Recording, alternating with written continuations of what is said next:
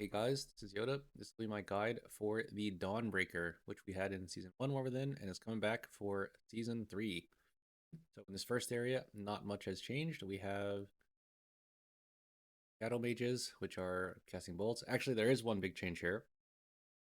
There used to be an ability called Ensnaring Shadows that you could interrupt. Now this ability always goes off. You can see there was no cast and it just straight up went off on our rogue. Does quite a bit of damage, but I think it can be, it's curse dispellable. I'm not sure if it can be dispelled by freedoms, but it is definitely curse dispellable. This ritualist is the same thing. It does Stygian Seed, which is a dispellable. So, if your healer is the curse dispel, it's going to be really annoying. And it also does these tormenting beams that pick two random players. We'll go back. You can see here it's picking tormenting ray, rather. It's picking our rogue and our hunter. And these curse blades have been changed, I believe, a little bit. Now they have an enrage, which goes up to 10, and every stack increases their damage and attack speed by 3%. So at full stacks, or by 5%, I think. So at full stacks, they're doing 50% more damage and 50% more attack speed. So they're scarier as the pull goes on, and they can be soothed. This pull has not changed too much. There's still the one Shadow Mage, a curse blade, a couple curse blades, which have been changed, and the commander has actually been changed. So Abyssal Howl used to be interruptible, and it didn't do anything. Basically, now you cannot interrupt it, and it does a very small amount of damage, and it applies a shield to the enemies. Shield is pretty small; it's like 10 mil on each one. So honestly, it's not too big a deal. The main change for tanks here is that Tainted Slash is no longer parryable.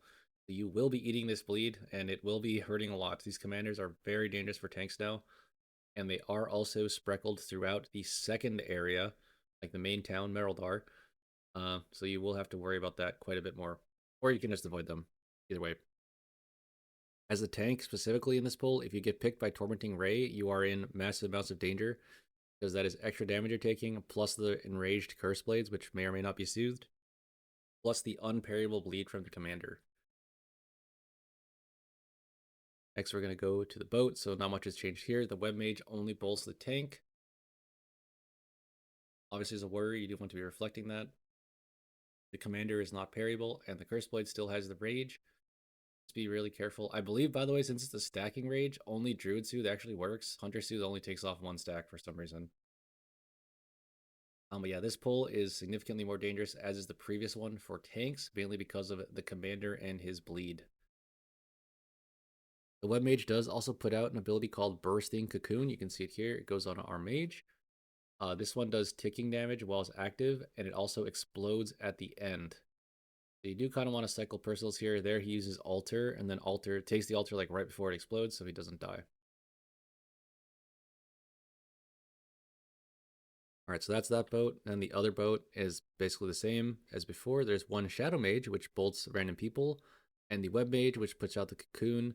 Watch out for Shadow Mage Bolt overlap with Web Mage, Bursting Cocoon, and watch out for Ensnaring Shadows, which is no longer interruptible. As you can see here, it is full duration going off on our Shaman.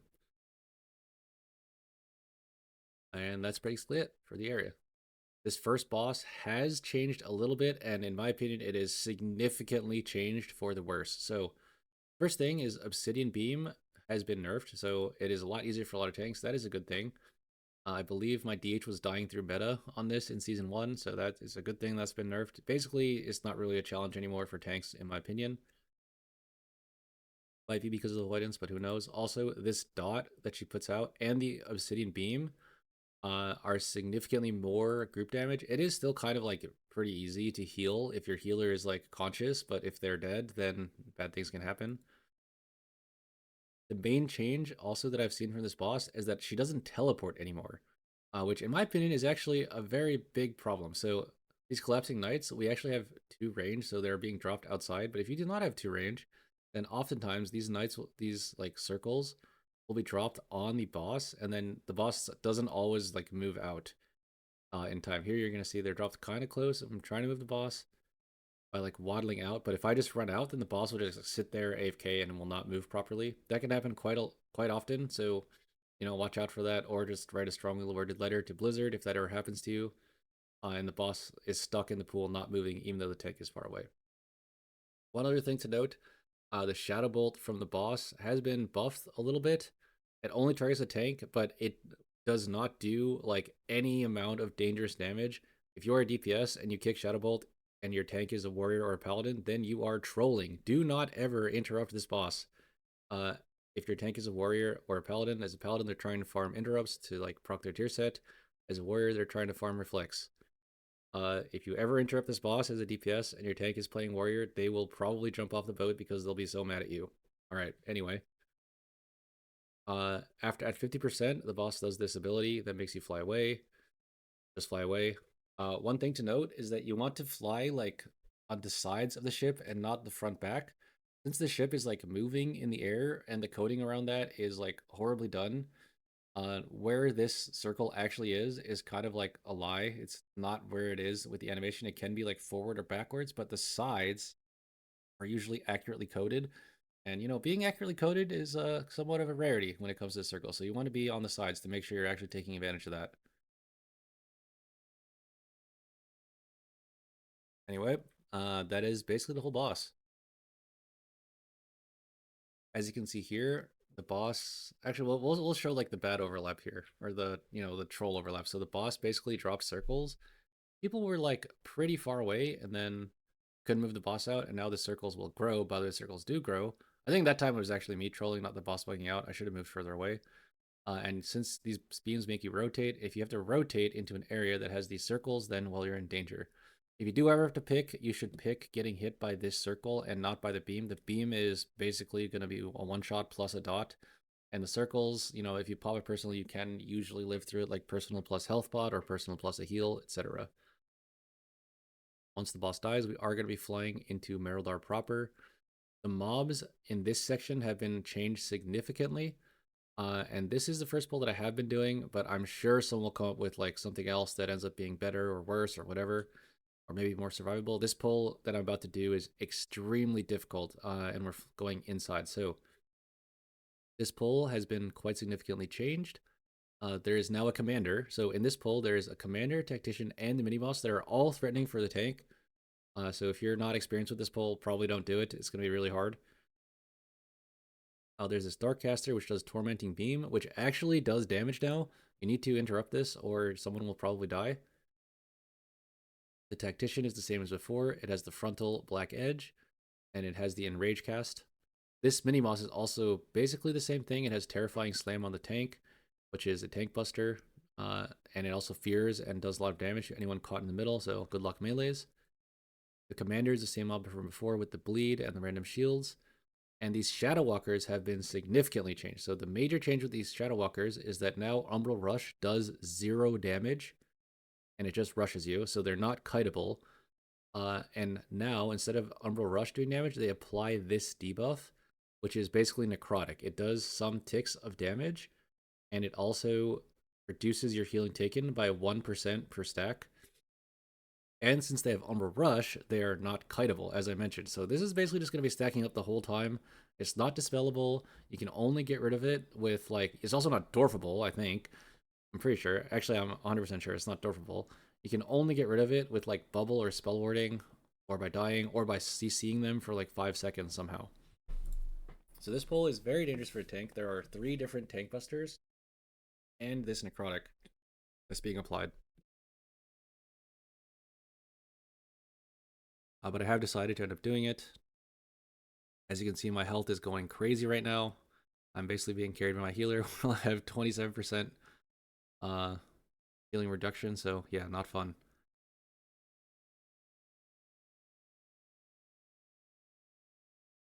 By the way, I am purposely taking the slam in the corners to get knocked into the wall, but you can also take the slam not in the corner if you have like charge like I do as a warrior, so that is an option that you do have. After that, we will do another pull in here. I think this pull in particular is actually pretty slow. It's not very difficult and not worth very much count. I originally made it when I heard that they changed these shadows. Also, I think it's better to pull the other pack instead of this pack. This is kind of an outdated route, even if it were to be the route. So this Shadow Mage is the same one from before. It casts a Night Bolt, but it's casting from really far away, so someone needs to interrupt it or grip it. In fact, it kills someone. And this Darkcaster is the same mob from the previous pull. It just casts Beam and Umbral Shield, Umbral Barrier. The biggest change in this pull is with these manifested shadows. They have been significantly changed. So before, once they got to full mana, they were, or 0 mana, I think it was, they were casting an AoE, which did a lot of damage. So like pulling 2 of them basically was like death unless you had a massive healer cooldown. Now they no longer do that. They just apply the dot and they do these swirlies. And they're worth significantly less count. Before, I think they were worth like 16 count. Now they're worth 8.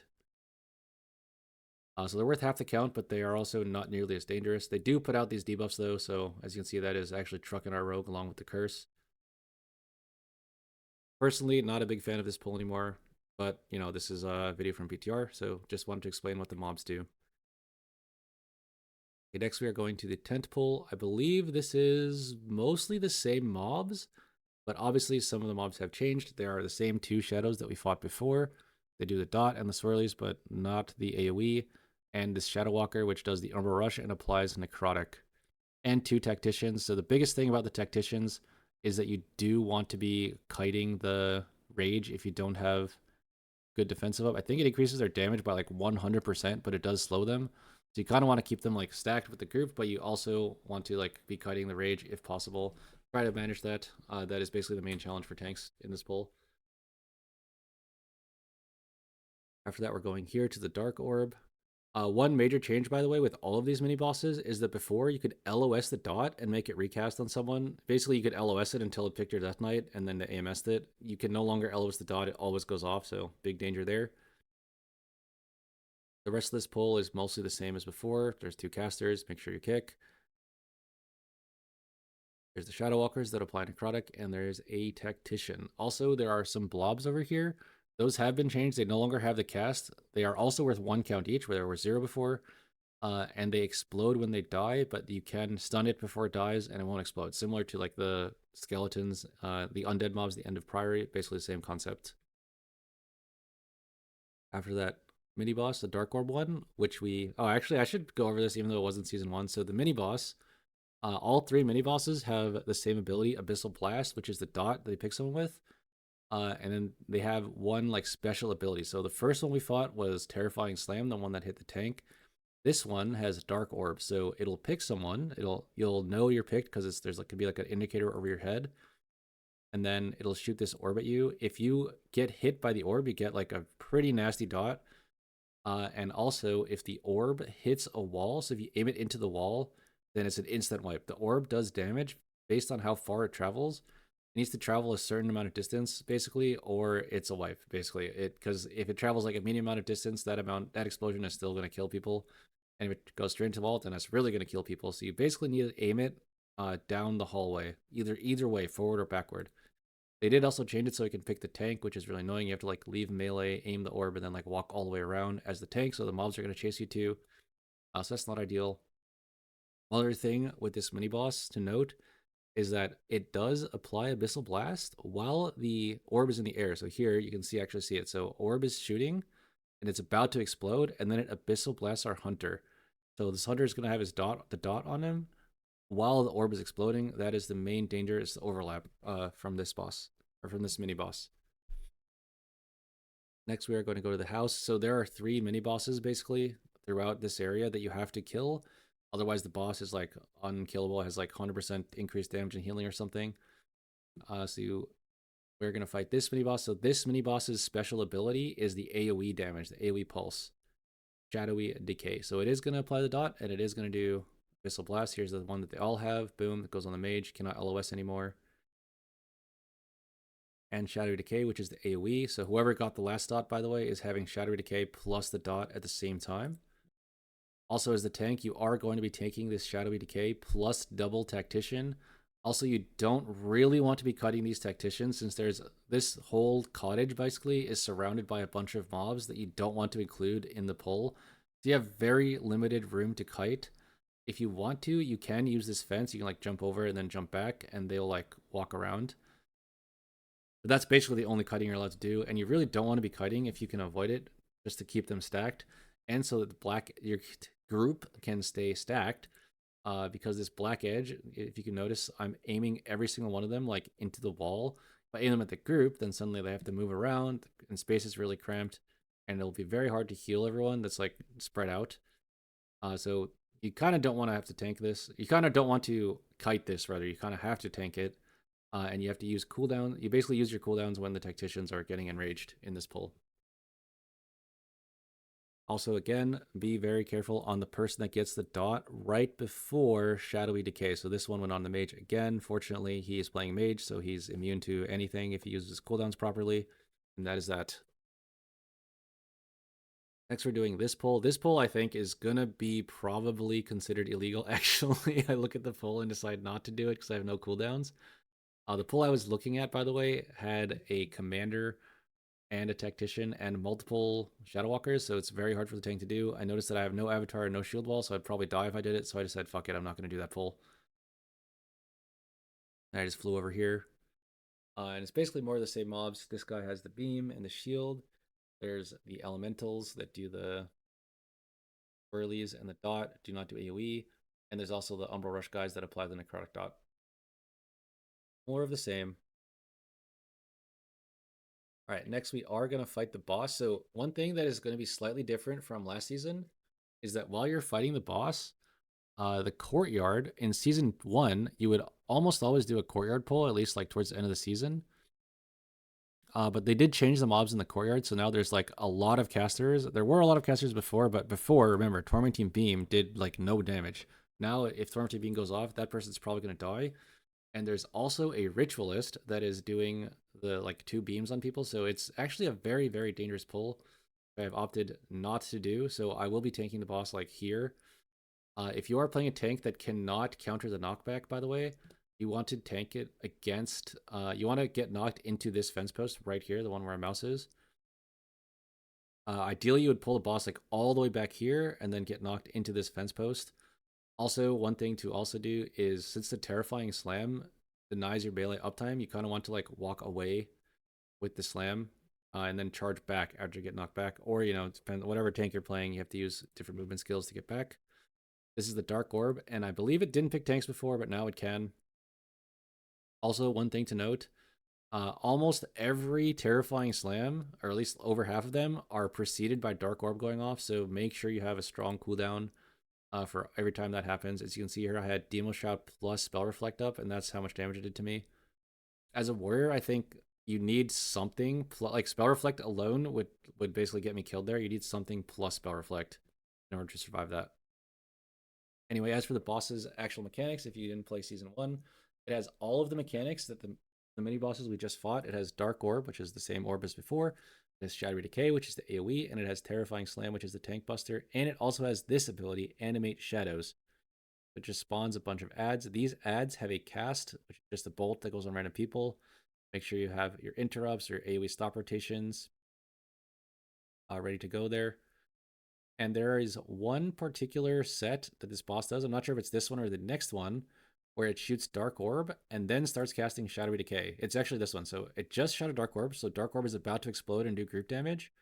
And then it's casting Shadowy Decay. This is called the overlap, basically. This is a scary overlap. Obviously for tanks, like, you know, we have overlaps nonstop, but this is the overlap for the group. So it's casting Shadowy Decay, and there's a Dark Orb about to explode. I believe we actually used their healer trinket there, so we didn't actually feel the impact. But that is actually the scary part of this boss. And obviously you have to heal through every Shadowy Decay, or someone will probably die. We do have Avoidance, remember, on the PTR, so this is significantly easier of the version of the boss that we'll be fighting on live. After that, we do decide to pick up some count here since we're missing count. Route, obviously not perfect since this is PTR.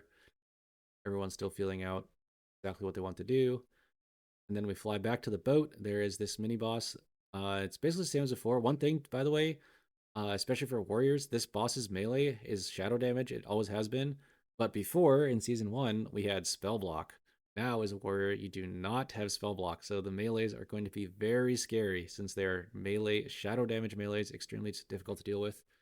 This Tormenting Eruption is the same thing as Tormenting Ray from the other mob. Picks 2 people and does massive damage. However, it does also do damage in an AoE. You are stacked when this goes on you. You are basically going to die. It does massive damage.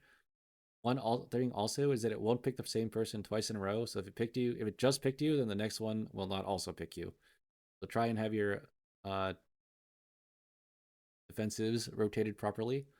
One other thing is that it will delay its casts and delay its melees when it's casting Usher reinforcements, and it casts Usher reinforcements based on its health.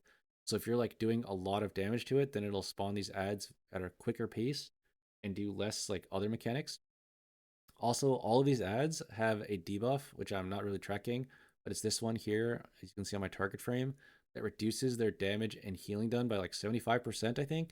But don't obviously try and get aggro on them, but don't like, more importantly, don't stack the mini boss's AoE so that you can get aggro. Just don't like overly worry about aggro, worry more about the mini boss because these mobs are massively debuffed. They don't do very much damage at all. As you can see, we have like many things going off on the mage and his health is barely moving. All right, this boss is exactly the same as before. Nothing has changed. He still has the acid rain dot, erosive spray. There are still bombs in phase 1 that someone has to pick up and turn in. You have to turn in 3 of them, I believe, every set. You can see, boom, he picks it up and then he walks up to the boss, extraction button. While you do have the bomb in your hands, you are taking a dot, so watch out for the extra damage there, especially if it happens during erosive spray. And he does shoot out these webs, just dodge, lol. Once you throw the 6th bomb, the boss will phase into phase 2. One thing to note that they have changed, as this was changed like midway through season 1, is that all damage to the boss matters. So I think that was a bug with the rolling acid. Also, one thing to note with the rolling acid, by the way, the side where the green is where the acid is going. So you want to not hit everyone with this. This one bugged out. As you can see, he is very clearly over here. And the acid just hits everyone and kills us. It's because it is PTR. There are definitely bugs. But anyway, once you throw the 6th bomb, the boss will fly away. So the reason all damage matters is that the bombs are always going to do the same amount of damage, and the boss will always like basically die or fly away, and you win the dungeon at 60% HP. There's no more like a weird threshold where the boss will die at like 59 or 61. It always dies at 60. So every point of damage you do to the boss at all times matters. For this part, you can just fly directly here. If you want to greed some like stacks of your trinket or your hero talent or whatever, there are a bunch of webbed victims throughout the town that you can hit before you fly over here. As you can see, I fly straight here and we're waiting for like a good 20-30 seconds. So you can technically insta go to a web victim and hit it up a bit and then fly over here and you'll probably make it in time. Once the boss enters this phase, it does cast Acidic Eruption, make sure you kick. There is an extra mechanic called Spinneret's Strand, so we'll talk about it when we get there. There's this Rolling Acid, same as before.